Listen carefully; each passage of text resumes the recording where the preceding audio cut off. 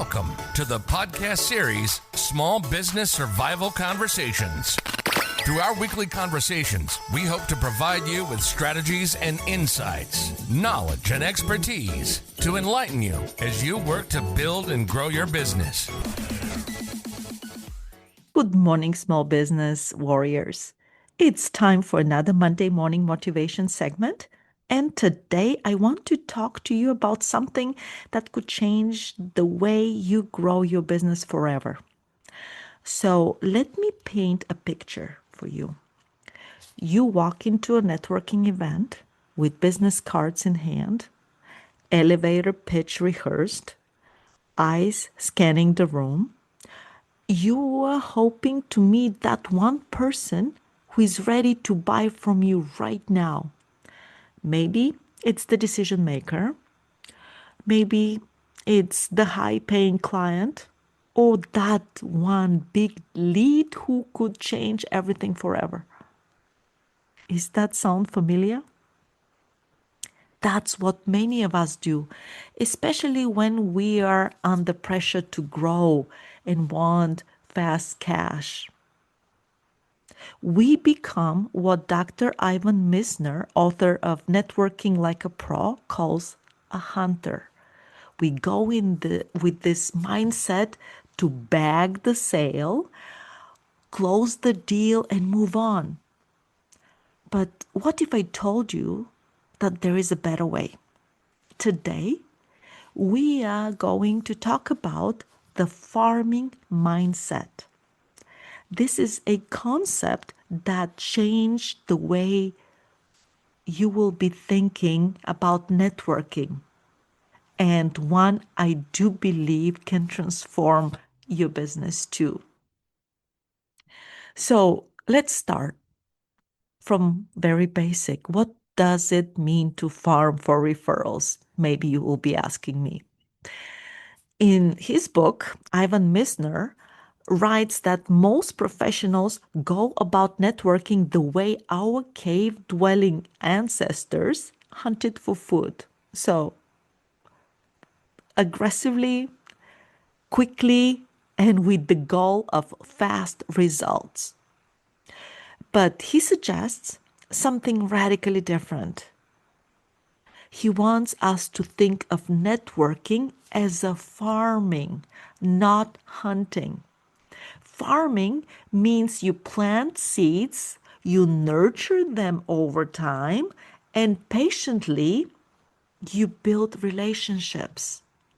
You are not trying to close someone today. You are investing in connections that might yield results tomorrow, next quarter, or even next year. So let me go further and explain why hunting hurts your business. When you are in a hunting mode, you are often focused on what you want. And usually you want the sale, you want this new client, you want that contract. But the person across from you can feel that energy, and it really builds trust. And let me tell you something. The clients will not buy from people they don't trust. Hunters can come across as impatient, salesy, and sometimes even transactional.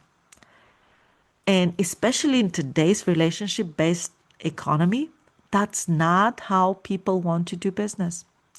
Referrals don't come from one and done conversations. They come from relationships built on reliability, consistency, and value. So let's go over what are the farmers' advantages. Farmers approach networking differently. Usually, they ask questions that show real interest in the other person, and they see the other person. They offer value without expecting anything in return. Also, they understand that trust takes time, and they're in for the long haul. Think about it. The most profitable and fulfilling partnerships in business rarely come from one encounter. They usually grow over time. So, what does this look like? Let's get more practical. So, I want you, when you meet someone new, instead of thinking, can they buy from me today? I want you to ask, is this someone I want to build a relationship with? Here are three simple tips which are directly inspired by the Networking Like a Pro book to shift your mindset into a farmer's mindset. So, the first thing is I want you to start asking the right questions. Don't qualify people like you're hiring them. Instead, I want you to ask questions that show curiosity and care. For example, you can ask them, what made you decide to start your business? That's expressing interest in them. Or another question may be, who is your ideal client? So in this case, you are asking them, how can I help? Providing you with leads. Or maybe another question can be, what kind of work are you most passionate about? You are trying to create this foundation of trust. These questions create authentic connection, not just awkward small talk. Also, the second tip is you can offer something of value without selling. Let's say you're a consultant and the person you're talking to isn't in the market for your service. That's okay.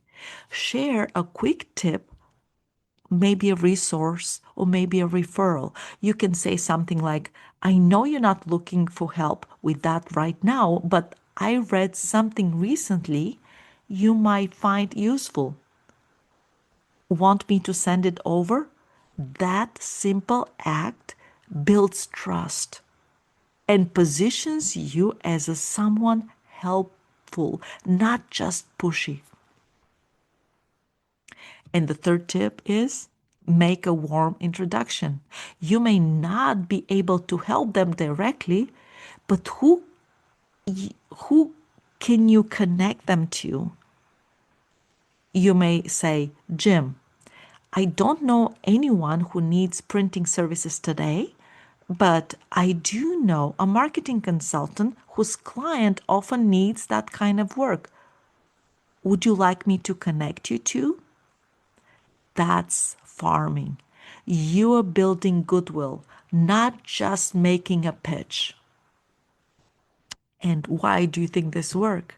Referrals come from relationships, and relationships come from time, trust, and value. When you farm instead of hunt, you feel less pressure at events.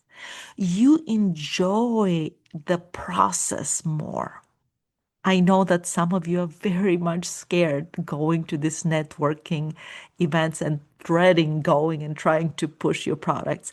And you actually get more consistent referrals because people remember how you made them feel. So when you make networking about the person, not the pitch, you win in a long run. So the next time you show up to a networking event or hop on a Zoom call, ask yourself, am I planting seeds or chasing sales? I want you to start farming and you'll be amazed how quickly your business grows. So that's it for today's Monday Morning Motivation. If this message resonated with you, I encourage you to check out Networking Like a Pro by Dr. Ivan Misner. It's filled with practical relationship first networking strategies that actually work. And don't forget to share this episode with another entrepreneur who is ready to stop chasing and start connecting. Until next time, I'm Anna Steinfest, wishing you a week filled with growth, value, and meaningful connections. You've been listening to the Small Business Survival Conversation podcast. Make sure to like, rate, and review the show. And don't forget to join us next week for another episode. In the meantime, hook up with us on our Facebook group at Small Business Survival Tools and Tips. Till next time, thank you for listening.